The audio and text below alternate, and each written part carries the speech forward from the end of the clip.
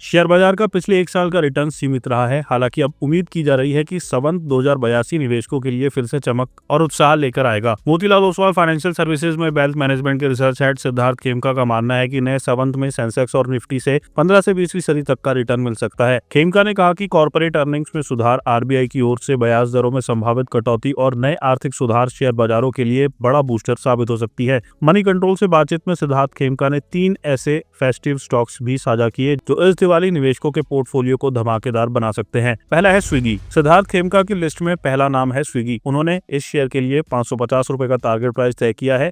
ये इसमें मौजूदा स्तर से करीब 25% तक की तेजी का अनुमान है। खेमका के मुताबिक ये स्टॉक फाउंटेन क्रैकर की तरह है जो पोर्टफोलियो में हर ओर चमक बिखारेगा। उन्होंने कहा क्विक कॉमर्स सेगमेंट में कंपटीशन अब घट रहा है, डिस्काउंटिंग कम हुई है और प्रॉफिटेबिलिटी नजदीक है। स्विगी के 10 minute delivery model, platform fees और इंस्टामार्ट के FY26 की तीसरी तिमाही तक ब्रेक इवन होने की उम्मीद से बिजनेस को मजबूती मिली है। जब उनसे पूछा गया कि अगर स्विगी दिवाली का पटाखा होता तो कौन सा होता, उन्होंने कहा एक अनार जो हर दिशा में रोशनी फैलाता है। खेमका ने कहा कि जोमेटो की तुलना में स्विगी की वैल्यूएशन सस्ती है और इसका इनोवेशन अप्रोच अधिक साहसी है। यही कारण है कि मोतीलाल ओसवाल इस स्टॉक पर बुलिश है।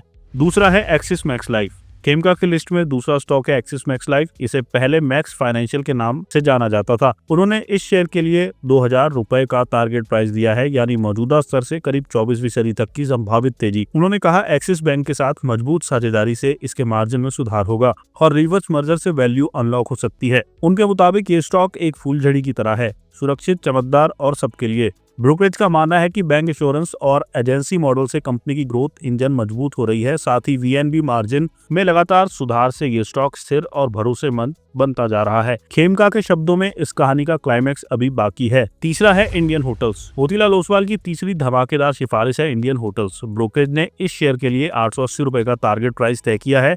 खेमका ने कहा कोरोना के बाद घरेलू यात्रा और कॉर्पोरेट इवेंट की मांग तेज हुई है।